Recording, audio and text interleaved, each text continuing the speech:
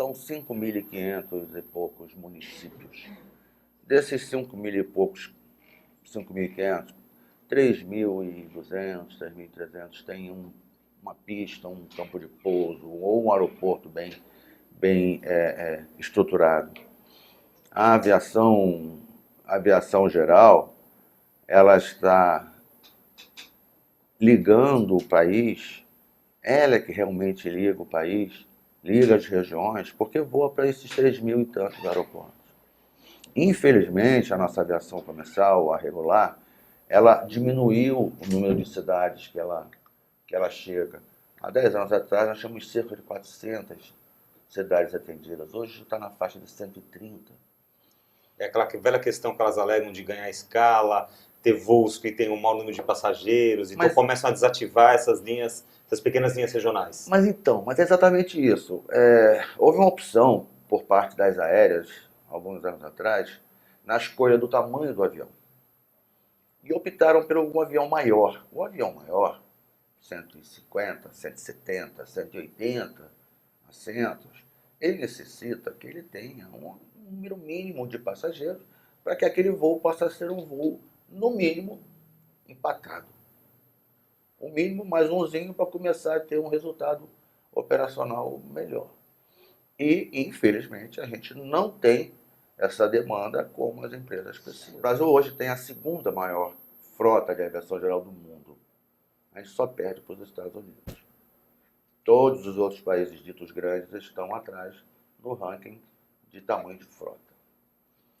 O Brasil alcançou esse ranking há 2 anos atrás e pela intensidade da curva de crescimento, eu não acredito que a gente tenha assim, nenhum perigo de perder o segundo lugar.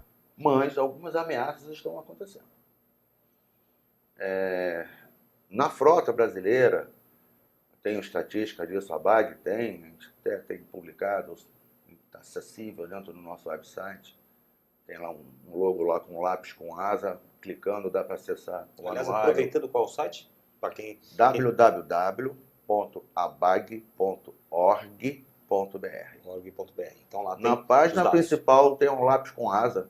Clicando nele, tem acesso às três últimas edições do Anuário Brasileiro de Aviação Geral, onde esses dados que eu estou comentando aqui estão lá disponíveis.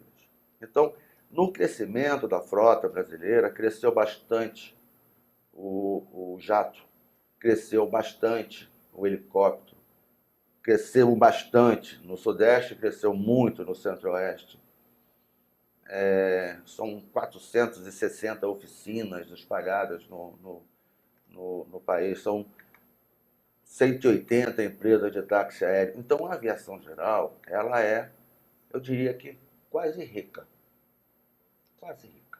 Entendo. O governo, no ano passado, tomado de surpresa, porque ia ter uma Copa do Mundo, muito de surpresa, iniciou um plano para atender, vamos dizer assim, essa demanda eventual, bem pontual, que vai acontecer na Copa do Mundo e após. O planejamento foi coordenado pela Casa Civil da Presidência, o que já nos pareceu assim, sabe, um remédio assim muito forte, né?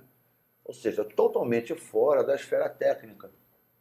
E a aviação é tecnicidade pura, gente. Pura. Pura. Quando se politiza a aviação decai.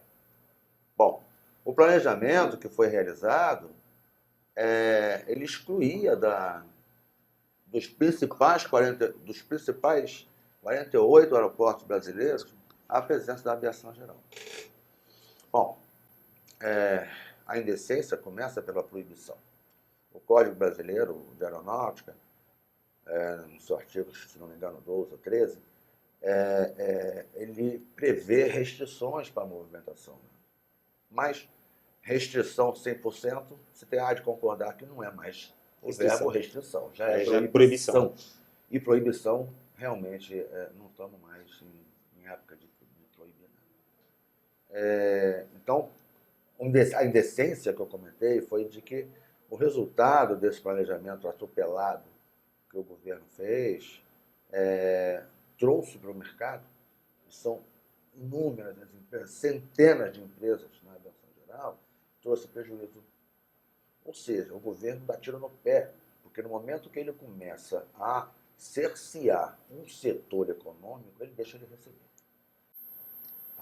Aproveitando essa questão que você está colocando do governo, o Adriano Santos está até agora procurando onde estão os 800 aeroportos que a Dilma prometeu. Então, acho que tem muito a ver com o que você está falando, né? Ele não está sozinho, Sandra. Nós também estamos procurando. Então, esses 800 inicialmente divulgados pela presidente, baixou para 270 e hoje eu tenho no site, no website da Secretaria da Aviação Civil, a relação dos aeroportos que serão contemplados não passa, acho que, de 130. Mas isso é planejamento, né? A gente tem que ter muito bem assim, certo, a intenção e a realização. A intenção, ela até acontece, né? Desculpa a minha interrupção, a minha colocação, mas eu não consigo deixar de me conter, de me lembrar um colunista da Veja que falou assim, que esse governo é um governo excelente para discursos. Primeiro a gente fala, vamos construir 400 pistas. Depois, quando você vai ver, depois de alguns anos, construir uma ou duas, mas é importante que anunciou com festa, que anunciar então, que ia se fazer 400. Né? O nosso colega internauta ainda está com os 800. Esquece, fala para ele, apaga. Adriano, apaga, relaxa, Adriano, não vai que rolar os 800. Não tem 800. Dentro da aviação geral, eu comentei que são vários segmentos. A aviação geral, ela é segmentada. Um dos segmentos é a aviação corporativa. A aviação corporativa, a sua empresa, você, milionário, amigo meu e dela, você vai querer ter 3 aviões, 4 aviões, porque você tem negócios no mundo.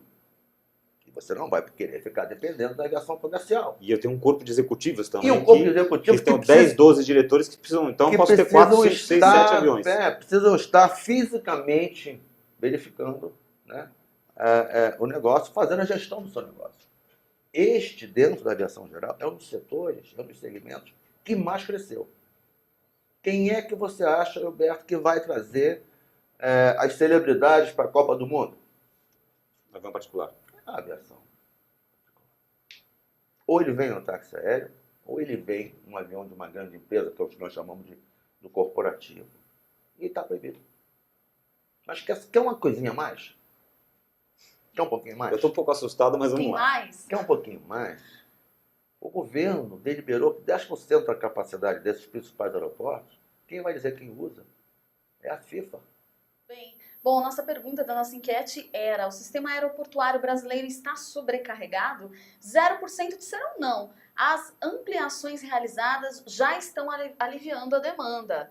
33% disseram sim, não há aeroportos e aeronaves suficientes para a demanda. E a maioria, 67%, dizem em termos, não há aproveitamento adequado da infraestrutura. Puxa, Ricardo, o que você acha desse resultado? Não era a resposta que eu esperava. Não. E também não é a minha visão. Eu acho que eu vou aceitar, já aceitei esse seu convite para voltar aqui, para poder explicar um pouquinho mais para a nossa audiência, né, para os nossos espectadores, que a resposta, a meu ver, correta não seria a que ganhou maior adesão.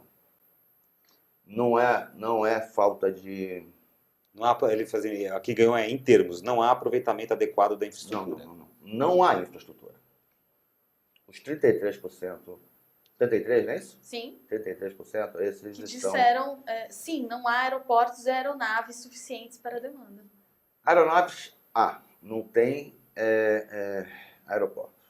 Os aeroportos, os principais aeroportos, essa demanda pontual desses mega eventos vai cair, sobrecarregar justamente os aeroportos que hoje já estão já com a sua capacidade de botar.